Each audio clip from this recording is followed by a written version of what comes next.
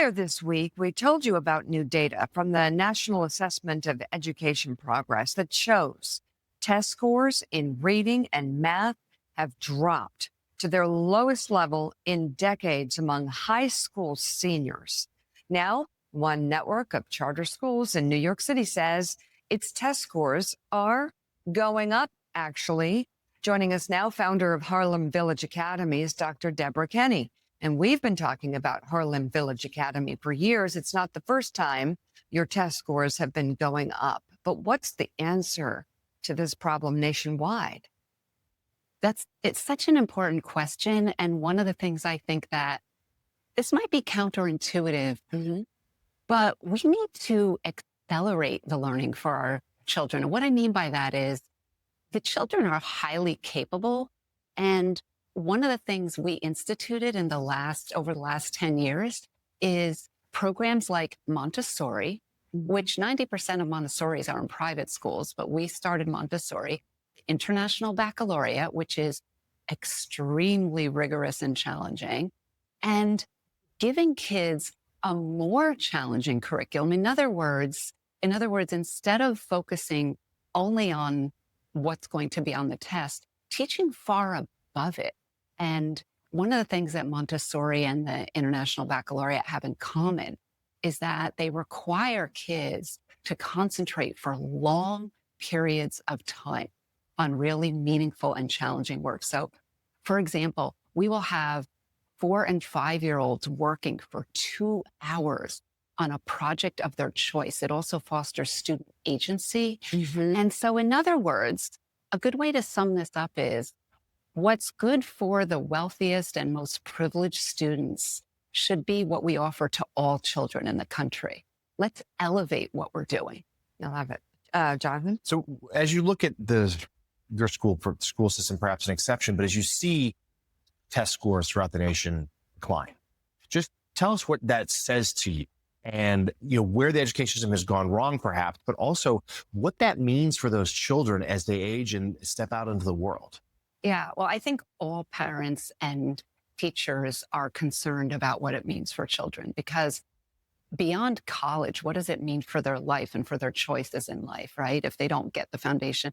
And as a nation, a society's values are formed by its education, right? So one of the things that I think we have to go back to is the foundational importance of reading for pleasure and reading for long stretches of time and reading full books, right? And that's absolutely critical. There are curricula that focus on the science of reading instruction. Of course, you have to do phonics. Of course, instruction matters. In addition, there needs to be time in all schools for just reading a book that you have chosen for at least a half an hour a day so that the kids will get hooked on that. And one of the things that we do from a very, very young age is we instill in kids, you don't motivate kids, you create the conditions in which they will be self-motivated. And then you have to ask yourself, well, what will self-motivate a child to read?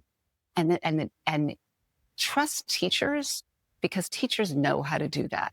So much of that is so important, but also so much of that is about, as you say, attention span. Right. So how do you combat this and how this destroys children's attention spans? Right. I'm a huge fan of Jonathan Haidt. I did not even allow my own children to watch television when they were growing up. So I, am all about instilling a passion for reading and creativity and having kids have hobbies and do the things they would do if they don't have a phone. For schools, we have not ever allowed phones in our schools. The kids, it's the routine. You walk in the door, you put your phone in the little cabinet we have to store it, and then you walk upstairs to your first class. That's it. Yeah. And even during lunch, I want the kids to talk with each other, to socialize during lunch. The phones are very destructive. Phones are not allowed. They're very destructive. So what is working so well? And for those who are not familiar with Harlem Village Academies, sort of explain that because it does really launch kids who perhaps might not have the opportunity to be launched in a very positive way. Yeah. And I think the point is that there are a lot of kids in communities that are under-resourced, right? Right. The kids have all the potential in the world. The kids are perfectly capable of learning at the highest possible level, right? We have to teach at a higher level. And yes, it's Harlem Village Academies. Honestly, it's not just our schools. There are a lot of great schools doing great work. And one of the things that has to happen is understanding that there are some kids because of the pandemic who need extra help, right? So what did Mike Bloomberg at Bloomberg Philanthropies do? They said, we're going to help all schools across the country and have the kids do tutoring in the summer. And you have to give them the extra help they need during the summer. And the other thing we do is we have something called keeping pace rather than catching up. And what we mean by that is if you have a child and you do an assessment in the beginning of the year and you know that they're behind, whether it's in math or in reading or in any other subject, right? You already know from your assessment. Then give them tutoring every week so they will keep pace with the class rather than wait until the end of the week or God help us, the end of the month. Right. And then so till they're so behind that they have to catch up. Just put your heads together.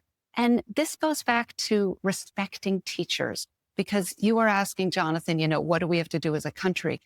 The respect for teachers has declined. And that is not okay because, last night I was leaving the school.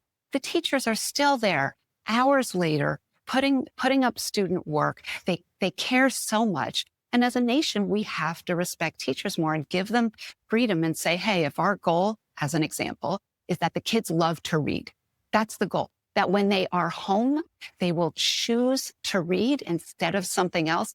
How are we going to do that? And you get a bunch of teachers around a table and they will be on fire. Just give the teachers a chance to be their best also. So you asked, what do we do? What can others do?